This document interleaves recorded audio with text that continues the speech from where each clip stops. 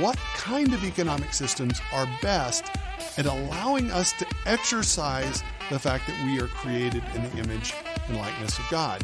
Now keep in mind that if you take tiny steps towards any goal, it's just a matter of when you're going to reach it.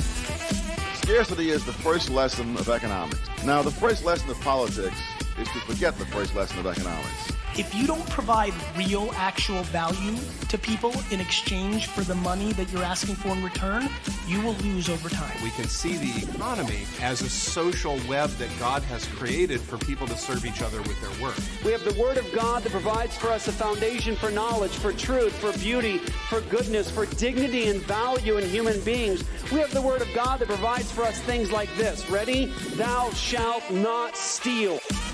Ethics on the legitimacy of wealth and entrepreneurship individually. Secondly, postmillennial eschatology, that is, the kingdom of God expands across the earth before Jesus comes back in final judgment. And the link to get those two together is the idea of the pursuit of self-interest leading to widespread economic growth and social transformation. What's up, everybody? Welcome back to another episode of Christ in Capital, the show that wants to encourage you to love God, love neighbor, and build something. I'm the host, Dustin Johnson, and Nathan Johnson is back with me. We are going to be talking about, some potentially divisive topics, specifically the election. And not the election like the argument between Calvinists and Arminians, but the presidential election that happened this past week. So, Nathan, what's up? How are you doing? Hey, Dustin. Good to be on the show. Talk about the election. Yeah. So we could talk about Calvinism too. That'd be interesting. It might be a weird. Well, yeah. We'll save that one. Yeah. So we were talking. Or actually, You posted something earlier today talking about, the gist I got from it was we as human beings, no matter what side you're on politically, are pragmatists. We are very much pragmatists. Whatever works, whatever gets us kind of the upper hand or whatever helps us, we fight for. But when something is not in our best interest or the things that we want, we kind of just push them off by the wayside. Can you just kind of explain what you meant by that post? Yeah, I think there are a lot of things about it because I was trying to speak to a bunch of stuff that's happened in the last couple of months in politics. But the gist is that politics is at its heart always about power. And it's always about people trying to gain power, maintain power. And often when people get power, they primarily are going to use that power to benefit themselves, benefit the people close to them, the people who help them get into power. Every now and then they might do some things that benefit other people if that's also going to help them maintain power. That's why people make campaign promises. Mm-hmm. They make campaign promises so that people will elect them, but then they have to kind of fulfill at least some of those in order to maintain power. So what ends up happening is that kind of as a byproduct of people trying to get power and maintain power, some good might come to, the average Joe Schmo. But that's not kind of the goal for politics. The goal for politics is to get power, maintain power. Right. So what ends up happening is that what keeps that kind of struggle for power from absolutely wrecking the American people is that we've got a couple of things that restrain that thirst for power, like laws, for example. Yeah. And so I talked about laws, talked about elections, talked about opposition parties that hold other people in check.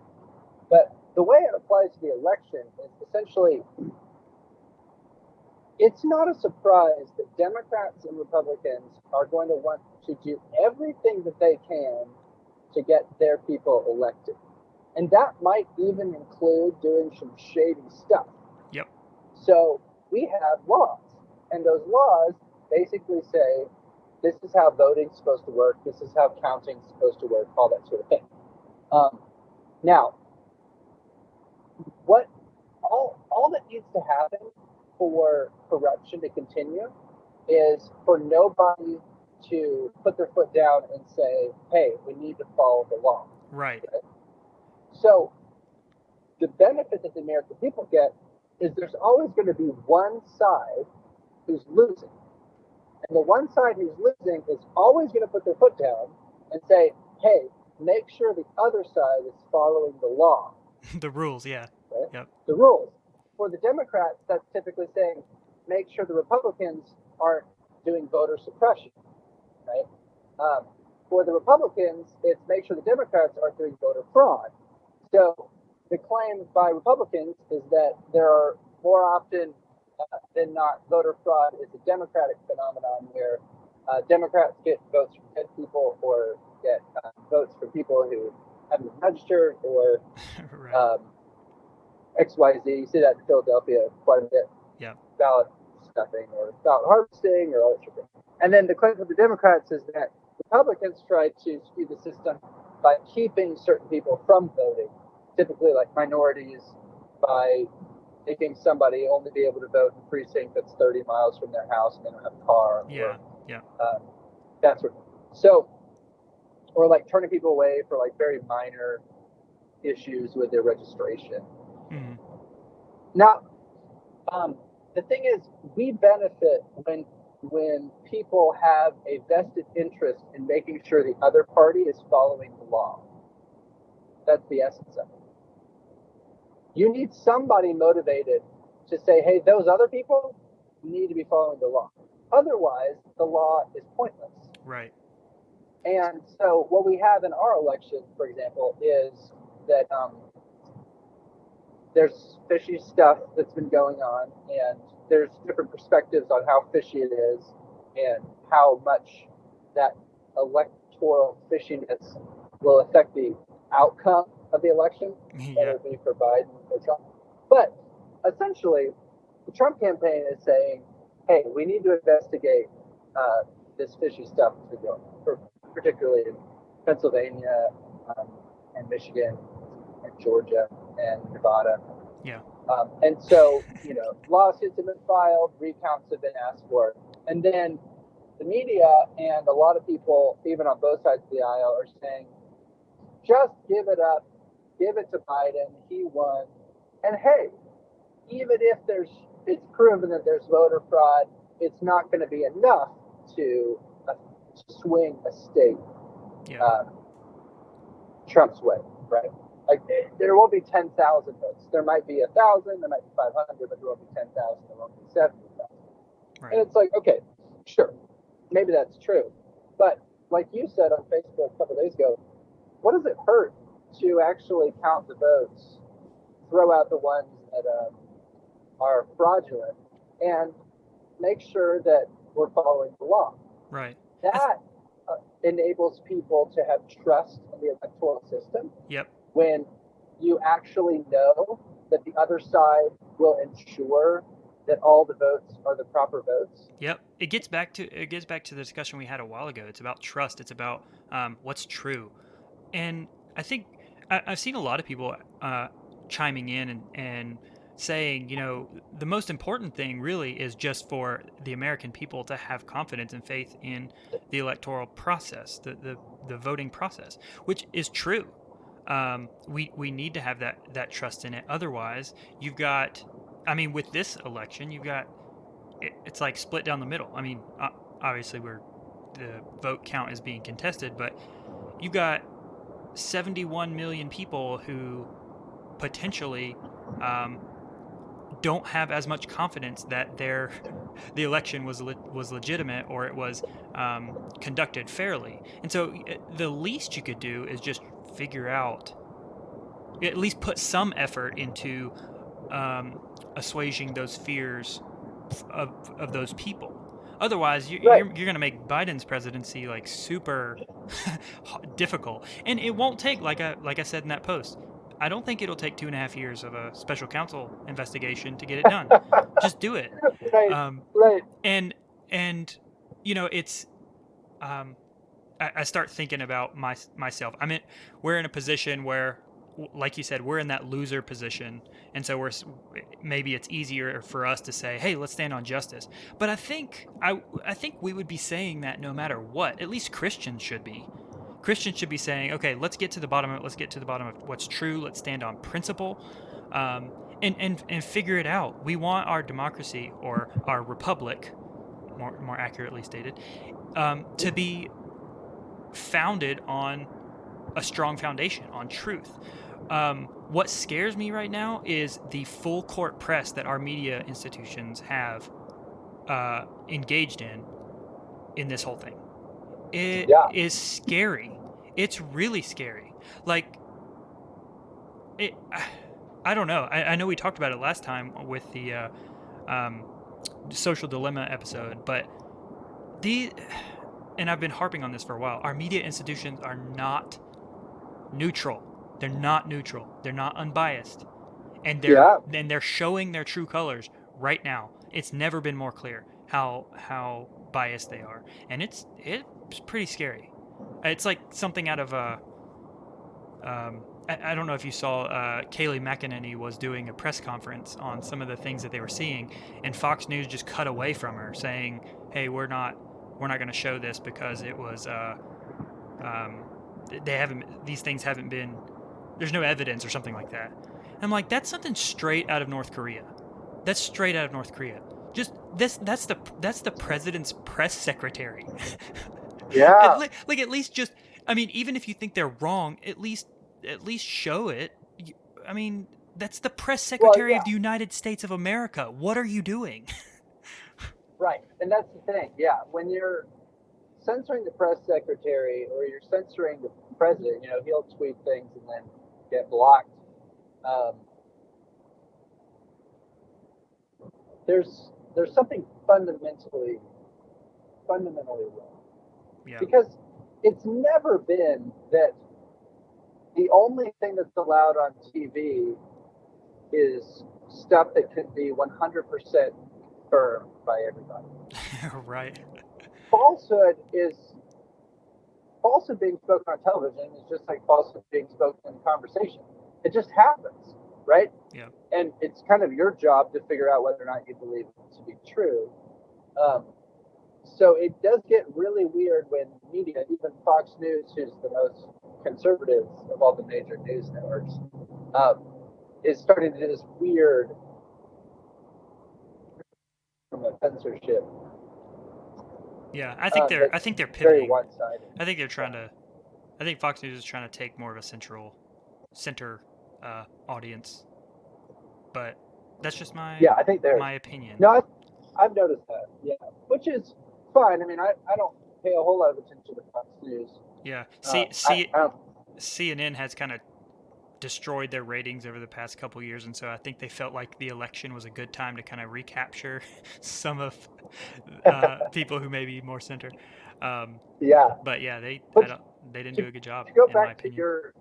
you're right. And to go back to your point about we as Christians should always be demanding what's just and fair, I think that's true. We need to be demanding the truth beyond wanting our people to be in power. So, for example, when they were investigating the Russia investigation, initially I was like, this is a good thing. If they're actually investigating something to try to find out whether something nefarious happened, I think American people need to know that. If Russia really does have control in our legal processes, that's an issue. That's a real big issue. That's an issue, right? So yes, please, let's investigate it. The problem, of course, became that the investigation was super shady, and then there was a bunch of made-up stuff. No defined lines, no definition on what we're looking for. It's just let's keep pushing the boundaries, the scope of the investigation. Yeah. Right, and that's what we've gotten with media too, is selective journalism focused on really one central agenda. Yeah. So it's not a surprise that everybody wants to just move on from Trump, even conservatives, because they're just tired. But I think it's a good thing to at least through. And what you want with this election is to people to not have faith in the goodwill of political parties, which is, I think, what a lot of people say when they say, well, we want people to have faith in the electoral process. We want people to have faith in our system. They're saying we want to have people to have faith in our parties. No, the Democrats wouldn't cheat. No, the Republicans wouldn't cheat. You know, okay, that's ridiculous. We know that they do. Yep. What we need is people to have confidence that the other side, whatever side that is for you, the other side is going to be vigilant to make sure that cheaters get caught. Yep. That is what gives you faith in the system. That's such an awesome way of thinking about it. Like the thing that the thorn in our side, so to speak, the other side of the political aisle is actually the one who is sustaining our democracy or our republic, like, because they're the counterbalance to going completely one-sided. And that should be a call to Republicans who are notoriously not good fighters. They usually just give up. They just stop. And they just roll over and take it. And that should I mean, maybe not Republicans. The Republican Party is, I don't align myself, I don't think necessarily, but conservatives in general should be better fighters. The Democrats are really good at fighting. They're really good at fighting. Just look at the media stuff going on. They're great fighters. And we as conservatives need to be fighters as well. But we're not doing that. And we need to. Yeah, I think that was Trump's appeal, was that he was willing to fight. Yeah.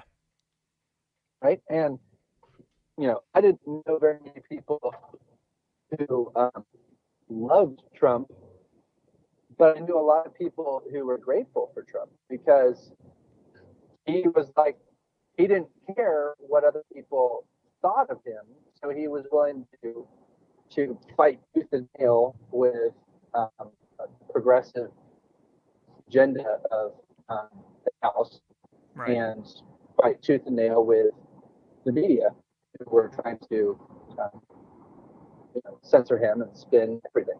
Yep. And I think that makes you wonder if what the conservatism after Trump is going to be an interesting question. Yep. Because I've heard a lot of people say that they've lost faith in the Republican Party, which is fair after you had 8 years of Bush that didn't go the way the Republicans promised it would go. Right.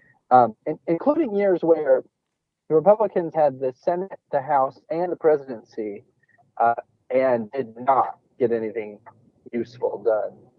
So, and then wait, after in Bush, with Bush, they had the Senate, the House, and the presidency? Yeah. Oh my God. What? Right. Yeah. Not for his whole presidency, but for sections of his presidency. Yeah, still. And it was like, yeah, that whole conservative agenda went out the window. Remember last week, or when we talked about Amy Coney Barrett, and you were talking about how we don't think of the judges on the court as Democrat or Republican, but it's usually the Republicans that you don't know about. Yeah. You don't know which way they're going to side because they'll stand on principle, or they'll usually come to conclusions differently. They don't just side with one, narrative or one kind of political ideological line. They're more free thinkers, if you may. Maybe that's kind of what's going on there too. That Republicans just don't expect them just to toe the party line, or what we would traditionally think that they would do. Yes, Republicans aren't necessarily ideologically conservative, which is why you had the Tea Party. So Bush is gone. We put McCain up, which was a terrible choice to go against Obama. Now, there is an argument to be made that no one would have been able to beat Obama because he was just such a he was unique figure, right? polished, But the best orator. oh yeah, he was everything. Yep. But the reality was, after that, you have this shift to the libertarian Tea Party, very ideologically conservative, at least fiscally and socially to some extent. That they thought that was going to be the direction of the Republican Party, but then it turned out that wasn't, and the Tea Party kind of faded. Yeah. Then they threw McCain up. Then they threw Romney, thank you, up there, which was kind of like, whoa, he's kind of the opposite of the Tea Party side. He's like very center right, very establishment, really nice guy, but he was never going to win. And so then nobody knew what the Republican Party was going to be, and nobody even really knew what conservatism was. Well, Trump comes, and what he defines conservatism as is anti-progressivism. Right. Right? Yeah. So he basically is just going to do the opposite of what progressives want. So obviously, he comes in, he lowers taxes, he appoints judges that make people really mad, not just Supreme Court judges, but I mean he's put in like 300. Oh goodness. Yeah. Something like hundreds of these conservative justices across the nation. He's the most pro-Israel president maybe we've ever had. I mean, he just he builds walls. He does all this stuff that the progressives just says, like, hey, you're just going to have to take it.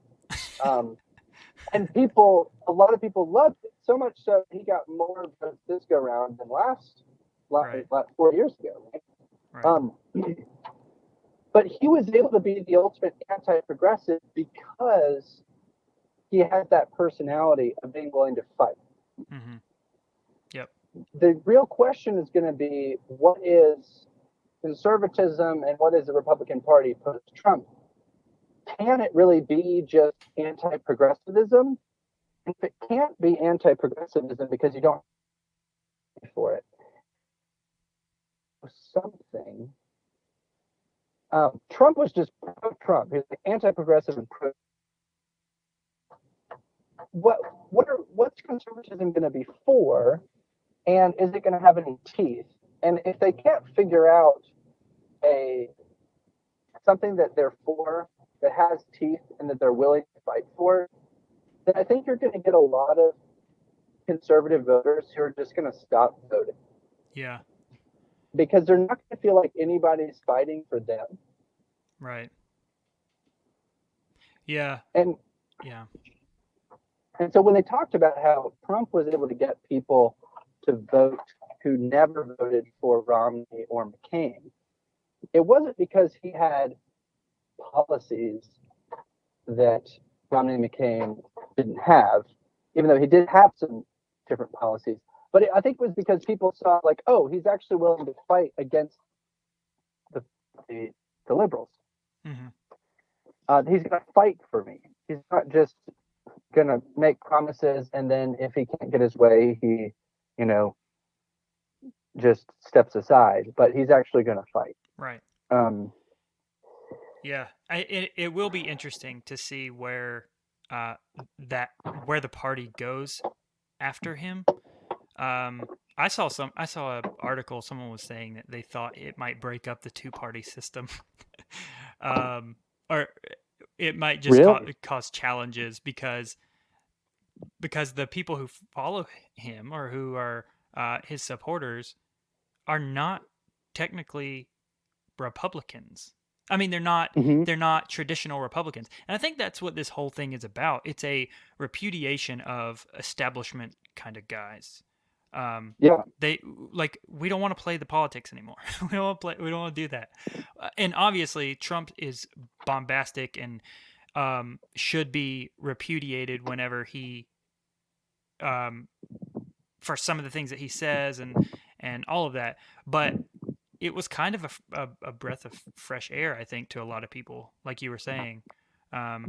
It's like, man, we have something to get behind. Let's actually let's do it. This, we're talking about. I don't know who it is that says it. Whose quote it is. But the quote is, "Leviathan always slouches left." The big government, the man, so to speak, always slouches left and is ever slouching left. And unless you have a check and something that's pushing the other way, it's just naturally going to slouch leftward. And so I think Trump was that thing that kind of pulled in the other direction pretty hard.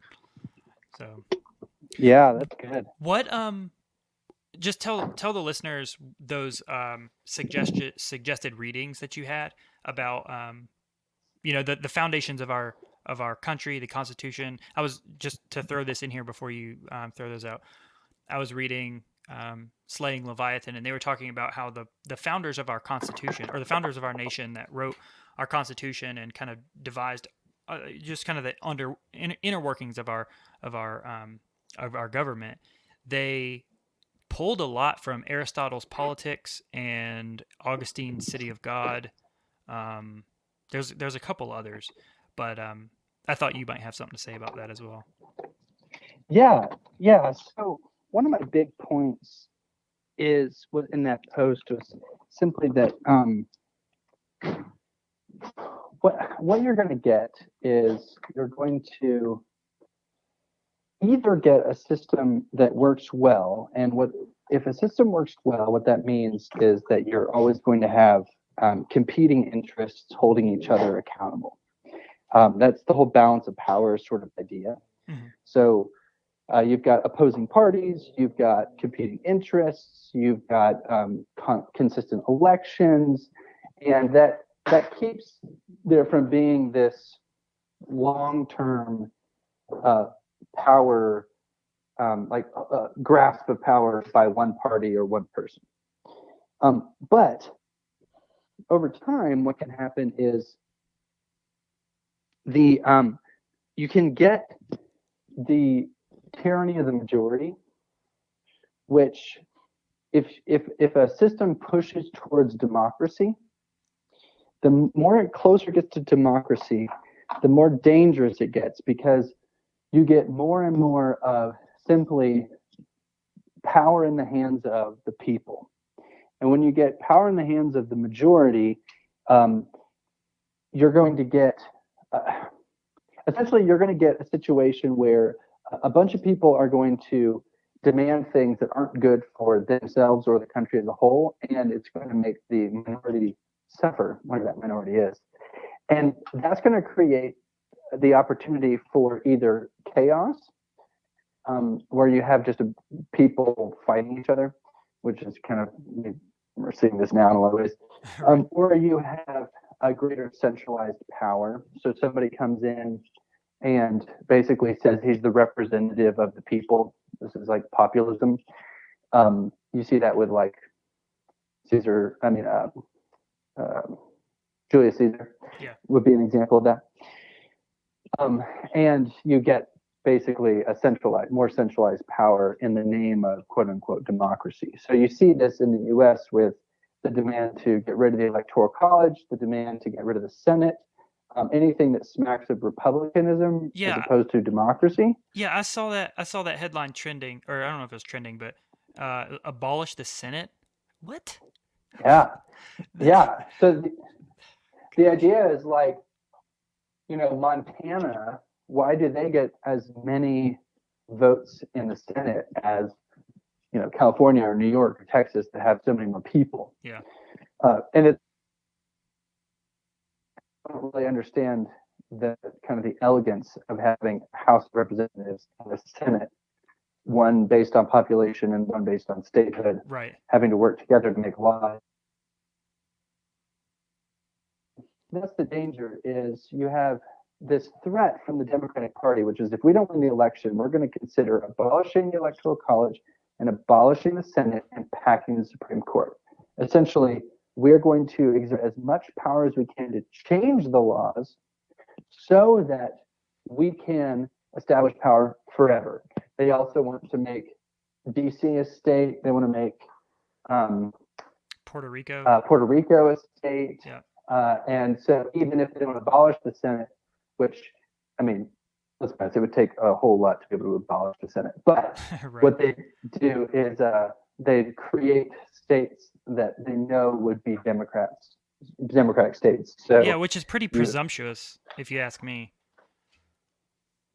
I mean, they probably have a pretty a good history to go off of, but that sounds pretty presumptuous that you are trying to get Puerto Rico to be a state under the assumption that it would be Democratic, but we don't, Right. we don't know that.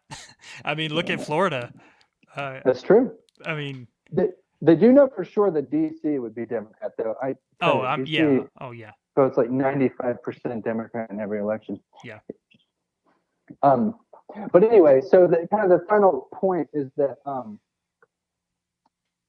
tilt towards democracy is a tilt towards either internal chaos, which is what you see in the Peloponnesian Wars, or it leads to more centralized power, which is what you see at the end of the Roman Republic. And so Thucydides talks a lot about the Peloponnesian Wars and Athens as a democracy and how it disintegrated. And then Livy and Polybius talk about the end of the Roman Republic and how as more and more people became enfranchised and the Republican system became more and more democratic, it opened up to civil war and the ascension of these really powerful generals who were courting the goodwill of the people because they were promising to give stuff that the people wanted, like food and free things. Sounds familiar. Sounds familiar, right? And it ended up being disastrous for Rome. Yeah. So it's essentially a plea to consider the beauty of a system that seems like it's full of strife. You know, you've got two houses of Congress, you've got a presidency, you've got a Supreme Court. They don't agree on a lot of stuff. You have Republicans and Democrats for different people. You've got people challenging elections and making lawsuits and recounting ballots, and it seems like, oh, we need unity. But no, we don't. Exactly. That's the saving grace. Right. What we have, and this tenacious, competitiveness. Whirlwind of checks and balances. Exactly. It keeps truly disastrous things from happening. But if we just try to be unified and try to just do whatever the majority wants to do and make the minority shut up, and if we just change the laws to make things go our way, it's disastrous. Yeah, it's like going 60 miles it's like when you're in Unity, you can go 60 miles an hour right off a cliff. Right. But if you've got all these different checks and balances, you can slow things down, which is a good thing because every decision you make has to be vetted. It has to go through all the. It has to be a good decision before it can get passed, and that's the idea. Yeah. Let me read this to close out real quick, and I'll let you have the last word. But this was from the book that I'm reading. It says, "Rule by a single individual is a monarchy. It is in its proper form." Or, I'm sorry, let me start over. Rule by a single individual is a monarchy in its proper form. But when the monarch rules for self-interest rather than for the common good, it degenerates into tyranny. Rule by a few is an aristocracy in its proper form, but it degenerates into an oligarchy when the few rule out of self-interest rather than the common good. Rule by many is a republic, or rule by representation, in its proper form, and its degenerate form is democracy, literally mob rule, where the citizens make all decisions directly.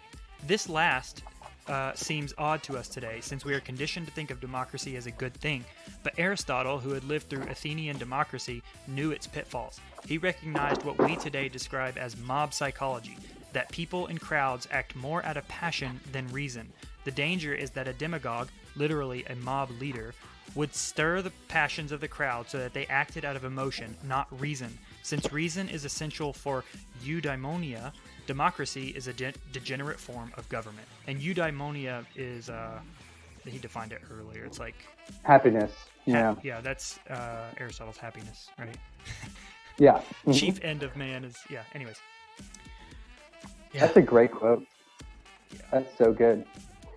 Yeah, and I think I would just end by saying that since this is Christ in capital, thinking of economics, the market responded really well to the election.